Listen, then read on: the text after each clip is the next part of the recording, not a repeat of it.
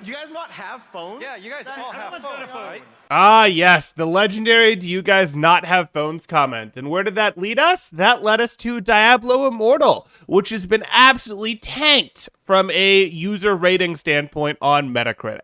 That's not too surprising. After all, there's going to be lots of voters in here who didn't touch the game at all, just went in there and said, it has microtransactions, I'm going to give it a score of 0, as low as I possibly can. Or, it's not Diablo 4, I'm giving it a score of 0. Or, it's not available on computers, it's only available on mobile games, I'm giving it a poor score. So, which of these is better? Well, they're probably both pretty garbage, but what do we know about this game? Well, fortunately for you guys, I did look into it a little bit.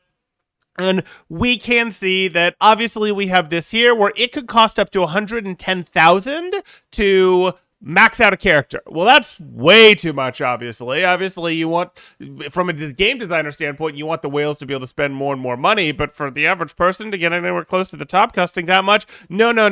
We can't have that, so that is a bad sign, but maybe it's not really necessary to do this, to beat the game, to play 90% of the game, to do all that stuff, and it looks like that's mostly true. Based on what I'm seeing, we are seeing a situation. This is pretty common in pay-to-win type games, in mobile games, where they go, hey, we're going to give you a fair amount you can do up front. Maybe we'll have an energy system, but we'll give you lots of energy items at the beginning, whatever. So you can play for quite a while. You can progress pretty darn far in the story, get through most of the game, before you really feel like those paywalls are getting in your way. And it looks like Diablo does this, and it looks like Diablo Immortal actually might even let you go further than most of these mobile games, basically to the end of the main plot before you're really feeling that paywall stuff. It looks like this paywall is mostly blocking in two ways. It's blocking any level of serious competitive play once you get to the end and you'd want to do the standard loot grinder formula that is what Diablo is based off of. Once you want to do that, your loot grinding is just going to be basically worthless without spending money. That seems to be the case here. You can't even get the top type of currency except from loot boxes. It doesn't matter how many runs you go on, you can't even get the top type of currency that you would need to get that. And then the other thing you run into is there are 3 different progression paths. There's character level, there's standard equipment,